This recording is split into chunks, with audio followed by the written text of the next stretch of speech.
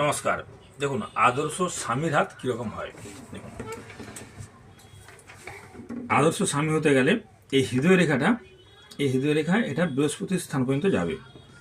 হৃদয় রেখা বৃহস্পতির স্থান পর্যন্ত যেতে হবে, বা শনির দিকে একটা, যদি বৃহস্পতি রেখা দুভাগে, হৃদয় রেখা দুভাগে ভাগও হয়ে যায়, একটা শনির দিকে যেতে হবে, একটা অবশ্যই বৃহস্পতির ক্ষেত্রে যেতে হবে। হৃদয় রেখা অবশ্যই বৃহস্পতির ক্ষেত্রের মধ্যে পৌঁছাতে হবে। এক, বৃহস্পতির আঙুলটা সুন্দর স্পষ্ট, মানে বেশ মোটা হতে হবে, এবং মোটা নয়, পুষ্ট হতে হবে এক কথায়, এবং লম্বা হতে হবে। বৃহস্পতির আঙুল সুন্দর সোজা থাকবে এবং যথেষ্ট পুষ্ট থাকবে।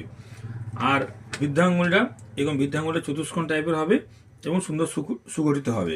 এটা হাতের মধ্যে, এটা হচ্ছে শুক্রের স্থান।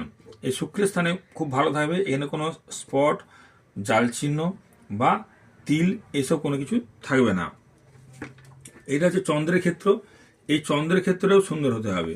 এখানেও কোনো দাগ, তিল বা স্পষ্ট কোনো স্পট থাকবে না, এবং অ্যামাউন্টটা যথেষ্ট ফোলা হতে হবে। একবার বসে থাকলে সেটা কিন্তু খারাপ, তাহলে কিন্তু তার সে আদর্শ স্বামী হবে।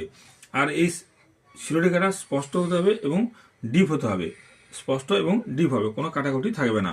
হাতের মধ্যে যদি কোনো মার্শাল রেখা থাকে সেটা কিন্তু আরও ভালো। হাতের মধ্যে সুন্দর মার্শাল রেখা থাকলে আরও ভালো।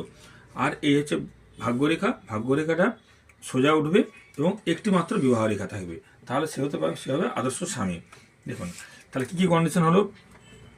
হৃদয় রেখা বৃহস্পতির স্থান পর্যন্ত যাবে। একটা মাত্র বিবাহ রেখা থাকবে। ভাগ্যরেখা স্পষ্ট সুন্দর সোজা হবে। শিরোরেখা স্পষ্ট সুন্দর সোজা হবে। হাতের মধ্যে একটা মার্শাল রেখা থাকবে।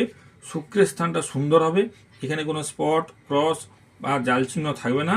চন্দ্রের স্থান ভালো হবে, এবং বৃদ্ধাঙ্গুলিটা চতুষ্কোণ টাইপের হবে, এবং বৃহস্পতির আঙ্গুল সোজা হবে, সুন্দর পুষ্ট এবং সুগঠিত হবে, এবং একটু লম্বা হবে। তাহলে সেটা হচ্ছে আদর্শ স্বামীর হাত। নমস্কার।